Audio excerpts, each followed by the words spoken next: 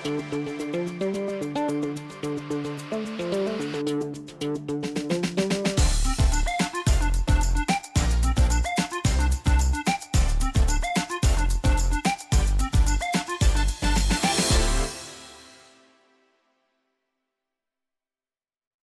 Sheldon. Hi, what's up?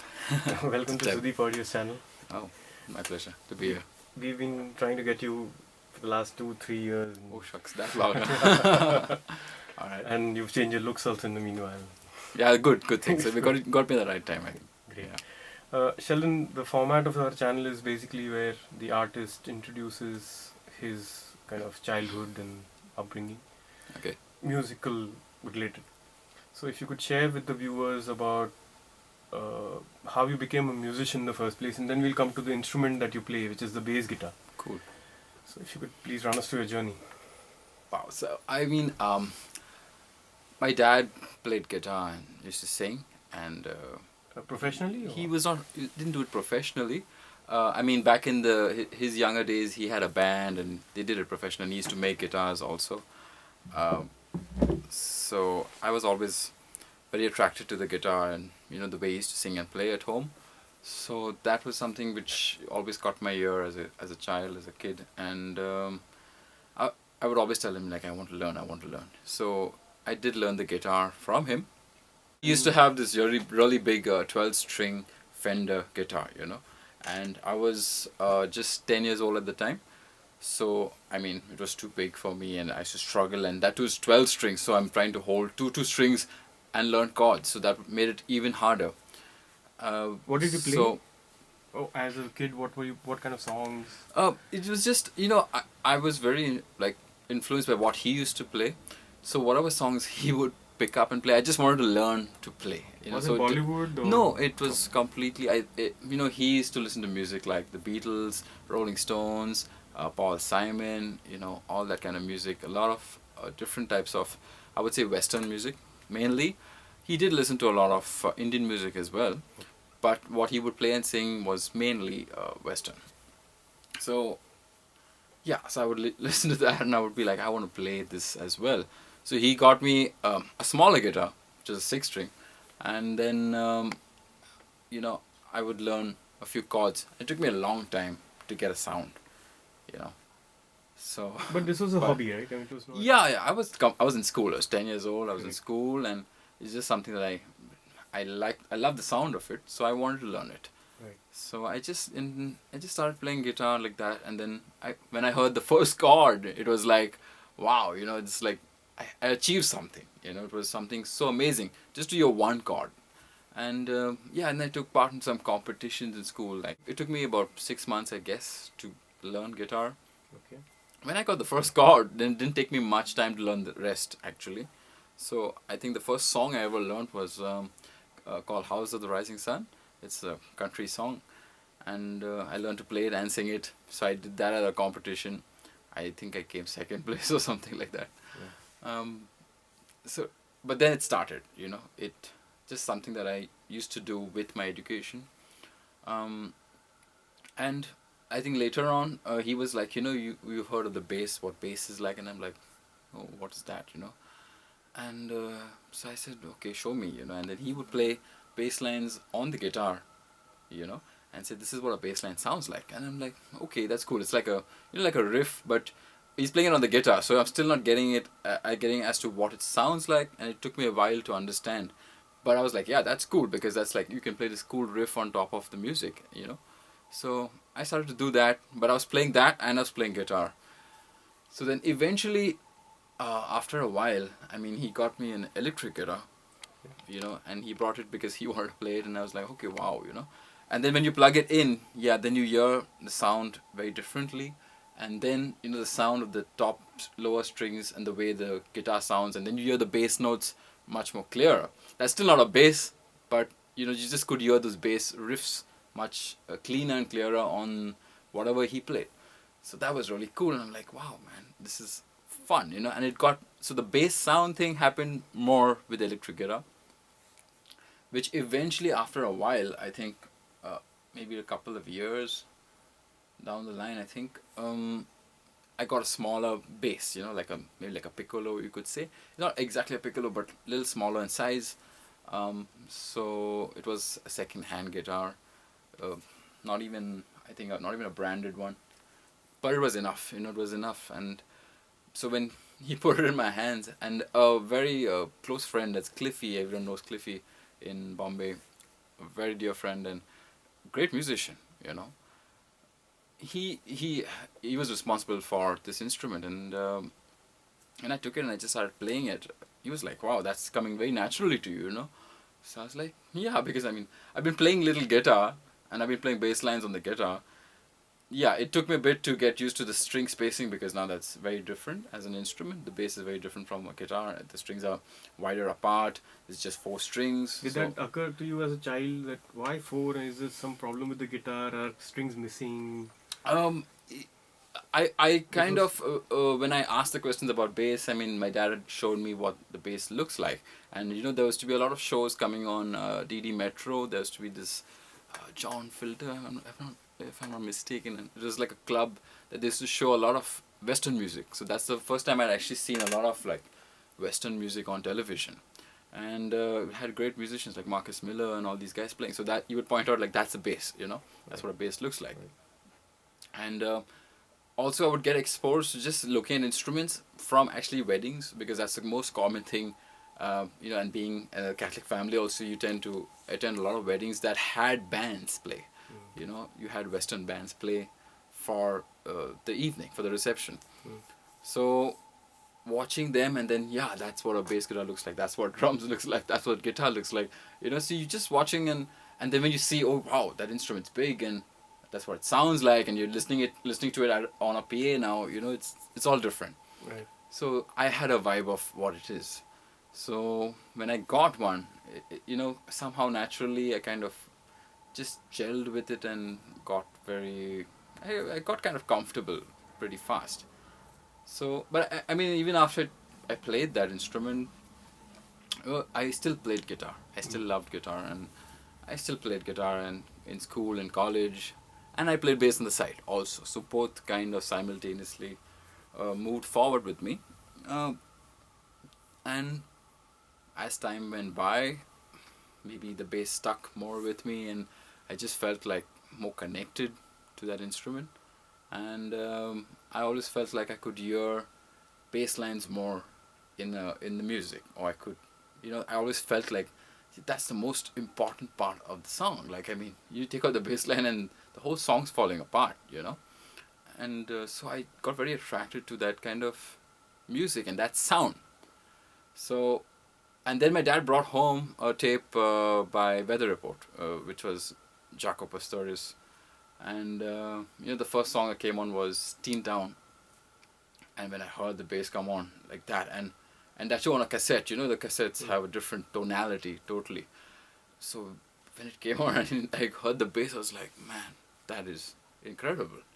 And I want to play that, So that's how bass stuck more, and I just started playing a lot more bass from then on. And again, like he showed me as much as he could, but then he was very, my dad was very, he saw to it that he took me to places that had bass and I could watch, and was very important, like that I could see what bass players, how they played, and what it sounded like in the music. So he would take me to a lot of clubs, and it was tough because I was just like hardly 12 years old at that point in time, and he had to sneak me into clubs because obviously as a 12-year-old kid trying to get into a jazz club or a rock club or whatever. Maybe you were tall enough to get in. Yeah, I was tall, but not that tall, and I mean, it was all right because a lot of the bouncers kind of realized that okay, he's an upcoming musician, and so they would sneak me in from the back and keep me near the stage. And that time there used to be this club called Raspberries Rhinoceros in Juhu.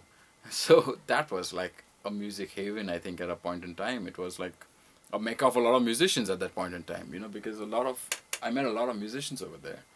And something that used to happen back in the day, which was called jamming, jam sessions, used to happen there, which today I don't see it at all happen. But it used to happen at Raspberries a lot. and Right.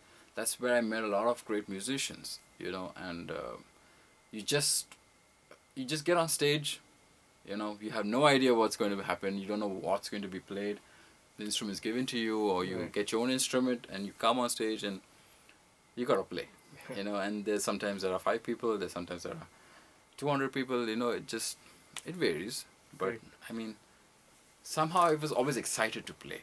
So at 12, when you say that you went to these clubs Yeah. once in a while to kind of listen to bands and stuff, did you go up to stage and introduce yourself to people? Because at that age, you're too young to do all these things. My dad did that much. He was very vital in that. And again, I would say, like Cliffy was a very key role, because Cliffy knew a lot of the musicians at that time, and he would always mention to these musicians that there's a young musician who wants to come on stage and play. And what's amazing is that none of these other musicians on stage ever freaked out or behaved weirdly or got into a ego trip that why should we get anybody on stage, because that could happen. Right. But they were very open, and they always had these jam sessions at the end of the night. So it was cool, and mostly if you brought your own instrument, it was cool. Even sometimes bass players would give the instrument to play. So it Anything else interested you at that age, as a child? Some sport, some other game? I was Anything else besides music? Yeah, I was kind of an A student, like A plus actually. My percentages used to always be like 99 So you point did something. attend school? Yeah, I was completely a nerd, pretty much. So I was very good in school, and so I always scored really high percentages, and I did really well. So, and I was also very into art. I also did sports. I mean, I did play for the school, played football for the school. But like at that time, they were always strict about attendance. So even if you did play for your school, I mean, they would always still harp on, yeah, you got to have 75% attendance, which was very tough and didn't make any sense, because if you went to play for school and missed out on class, how do you make 75% attendance? You should be given some kind of leeway on that, but it never happened. So it was not possible to continue too many things. And but yeah, music was great because I could do it in spurts. I used to carry my guitar to school practically every day, actually, a lot of times. Was it a boys' school? Or? Yeah, it was a complete boys' school. It was Stanislaus in Bangalore.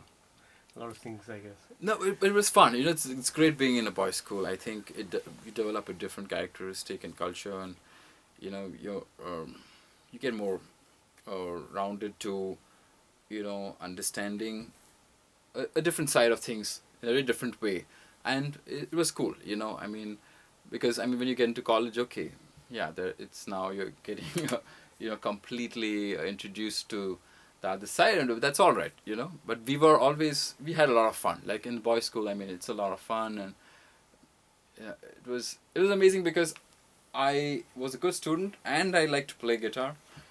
So what were songs again that you used to play in the school competitions over the years? I mean, a lot of stuff, man, because once I learned a lot of the Beatles tunes, I used to play a lot of Beatles songs and sing them that time.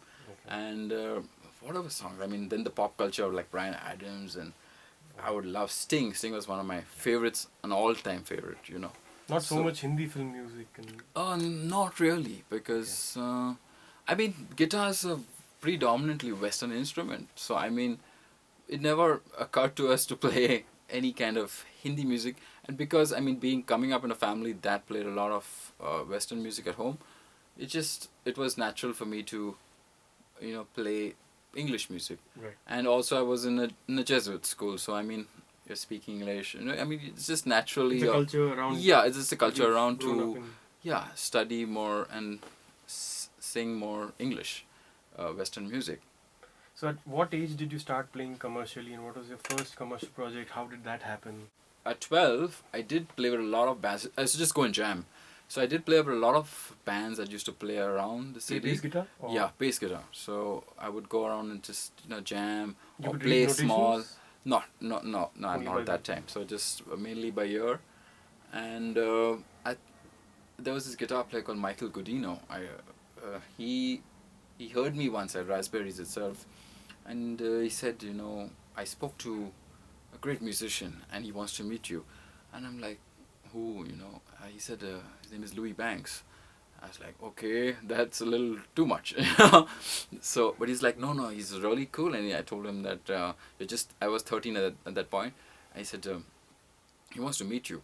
So I said, okay, okay. And I completely freaked out. And then I was like, okay, I've got to finish school. And then he said that he had a studio in, it was in Mahim at that time. Okay. And my dad came along with me at that point. And then Louis walks in and he says, oh, 13-year-old playing bass, huh? I was like, yeah. Like, I didn't know what to expect, you know. But he came in and just, I remember he called in Gino at that time. And How old was Gino? Gino was, he was just a year older than me. He was 14. But not playing drums. I don't think Gino was playing drums at that time, like a full-blown drum kit. But he was there in the studio. So he came in and he put this drum machine thing on.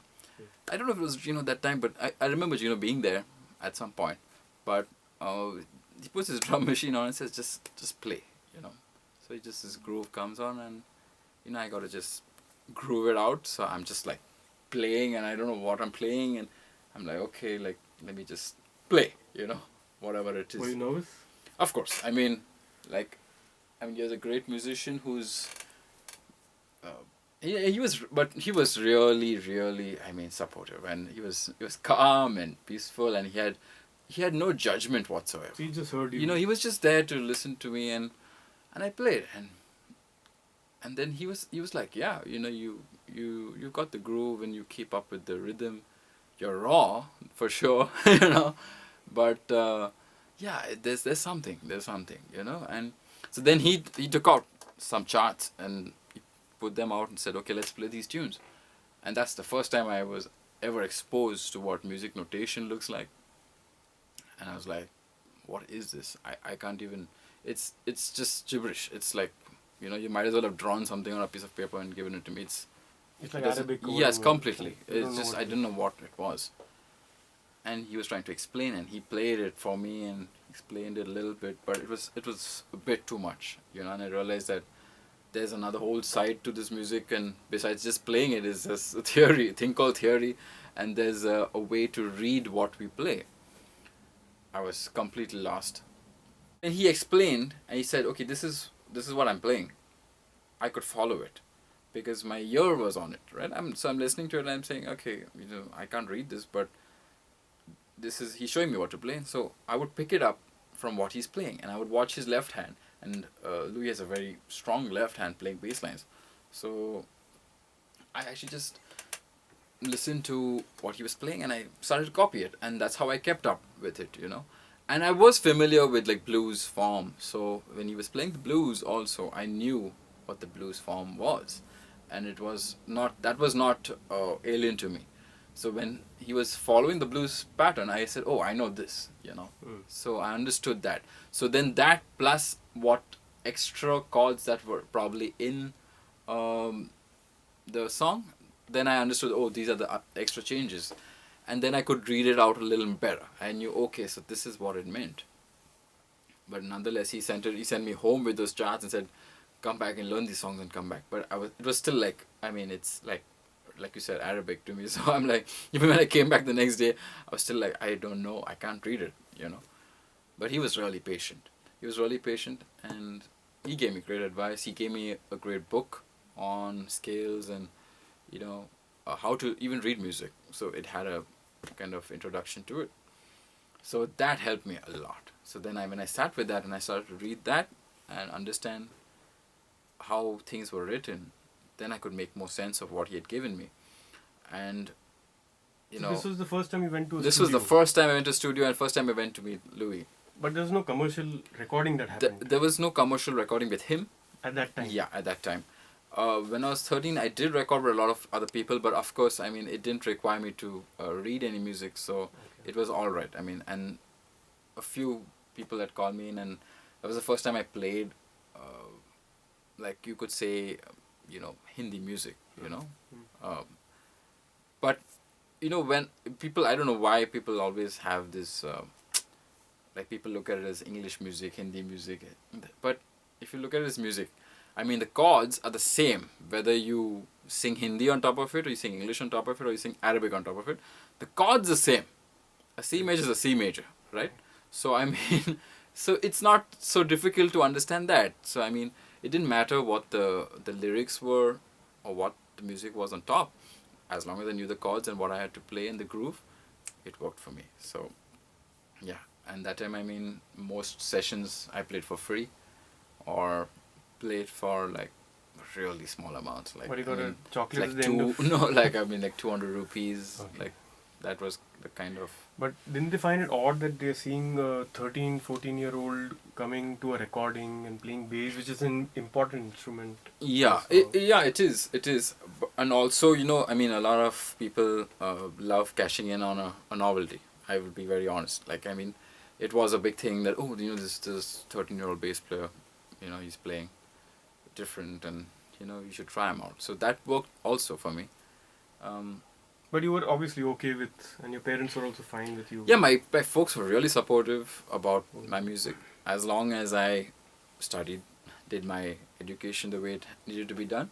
They were cool. They were really they were like, okay, let him play.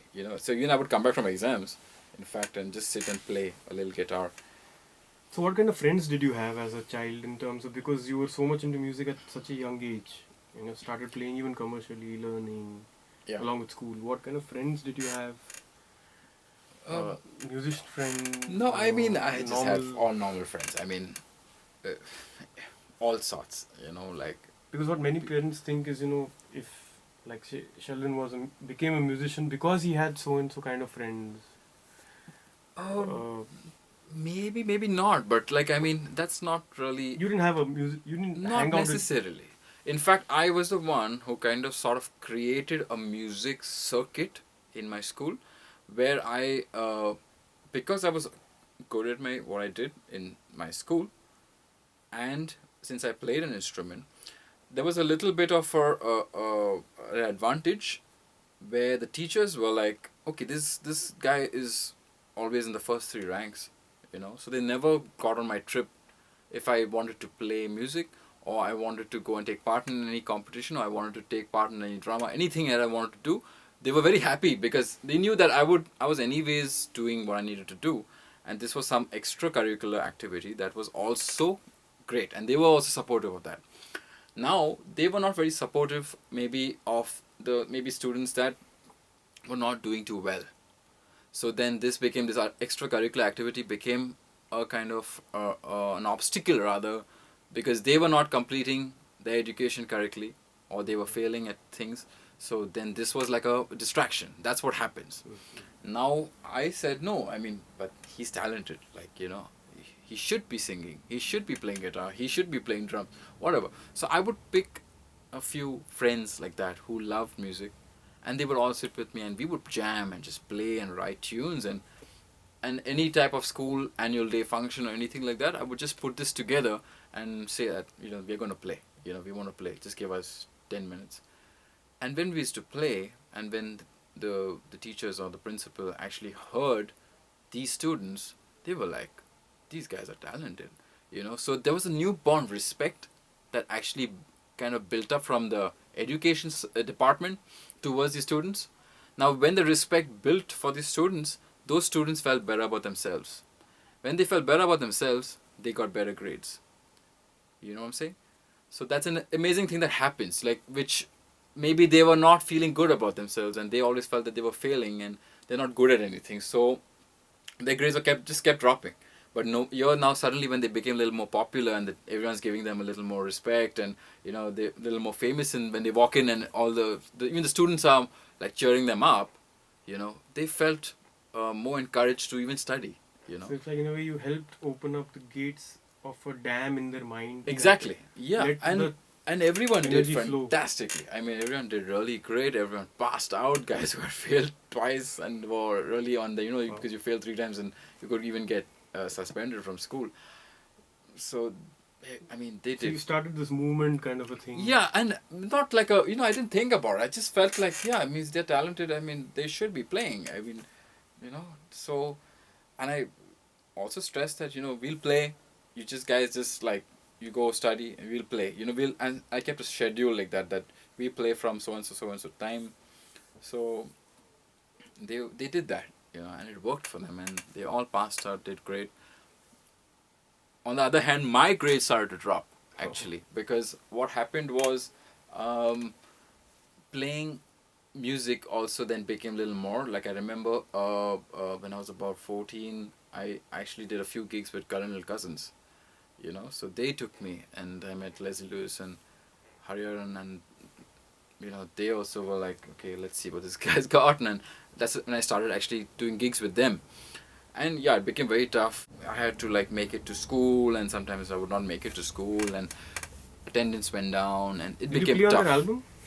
I know that. No, I didn't. I played more of their Sure. live shows. Did you travel outside India with them? No, it was mainly inside India. Okay. That time it was because they had already finished, I think, that tour, that American tour, and they were here and doing some other gigs. So as a kid, you're still a kid, at Yeah. 14. You still had that confidence of being on your own, or was dad accompanying you? No, my dad never did come on any of the gigs that were outside Bombay. Um, that's something that was, because I mean that time even to travel it's expensive, and it was, I'm still a guy, so I mean maybe if I was maybe girls, they would have probably said okay to it, because a girl at that age maybe needs to be accompanied, Okay. but being a guy, and they were like, don't worry, we'll take care of him. So I mean, I went out on my own, and I was okay. I mean, in the beginning it took me a bit, and I've also been used to traveling, because my dad flew for Air India, so I've been traveling since I was a baby. Okay. So I'm used to also traveling, and I'm used to being independent, so it was not so bad. Then I think after that, then I met Louis at 13, but then I met Gino again when I was 16, and that was my first year of college, and I was in Andrews. I was doing science at that time, and Gino was in Xavier's, and so Gino and me were competing against each other in a competition called In Tune, which is actually a competition held by St. Andrews College. So it was at the Andrews Auditorium. It's a big thing, and so by that time I was already playing quite a bit. Like I mentioned, like I met Louis, and I was playing with these guys, and I'd done a lot of other gigs with a lot of local bands. I played a lot of rock music also at that point in time. And then I heard that, Gino's playing from Xavier's side, and I'm like, oh wow, that'll be cool. I've not seen him in 3 years, because the first time I met him was at the studio with Louis. So I was like, wow, it'd be cool. And then so I met Gino, and Gino looked different, and now he's playing drum kit, and I'm like, wow, this is gonna be fun. And so we just kind of connected backstage, and we took part in the competition. Which band won that year? That time he won. Okay. And a lot of people, have all sorts of theories for why people win, but I honestly, actually at that point in time, I didn't even really care. Like it was amazing that it didn't matter to me. It was just, actually I was really happy to see a lot of musicians, and these guys were playing, and there was Sangeet Haldipur also, who was playing with him from Xavier's side. And the best part was, I said, these guys are great, and I told the main head from Andrews, I said, you know what, let's have a jam session in the end, and let me handle it, So I decided to have this jam session, and I said, I got on stage, and I called Gino. I said, Gino, come, Sangeet, come on, and I just mingled all the musicians from different colleges. They all came on, who could accompany me, and we all played together, and that was the best part of the night. Everyone forgot about the competition. Honestly, everyone had forgotten who was in which band and which college, and That was the most fun part of the night, because everybody just played together and said, wow, this is fun, you know. And that's how Gino and me connected from then on, and decided from then on, later, you know, we met up and decided to play. And today is like my partner in crime. Right, and that's been what, about Say about 15, 16 years. wow, Yeah. of playing together. Yeah. Excellent. So, post college, I mean, you did like traveled on shows and different bands, Yeah. etc.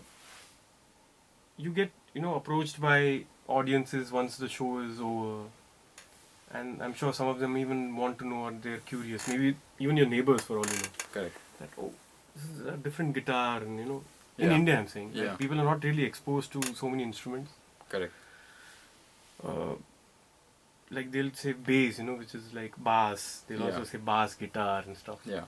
So, do you get those kind of questions from people who are not very familiar with the instrument as to what is a different looking guitar, or those kind of basics? Do you still get? I still get them even till today, a lot actually, and it is better that I get them so I can educate people rather than not get them and they stay confused for the rest of their lives.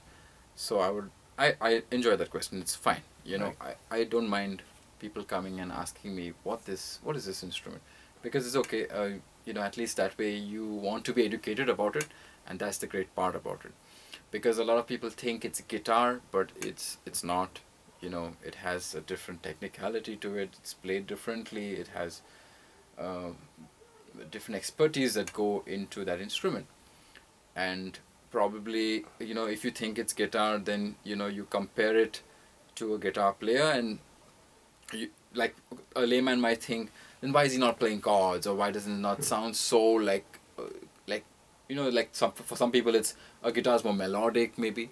So, you know, so they wonder those things about the bass, and why does it have only this frequency, or why does it only sound like that? Why or, only 4 strings? Yeah, why only 4 strings? Or why is it looks easier to play? You know, because they think that maybe sometimes just he's holding just one note, you know, so it must be easier.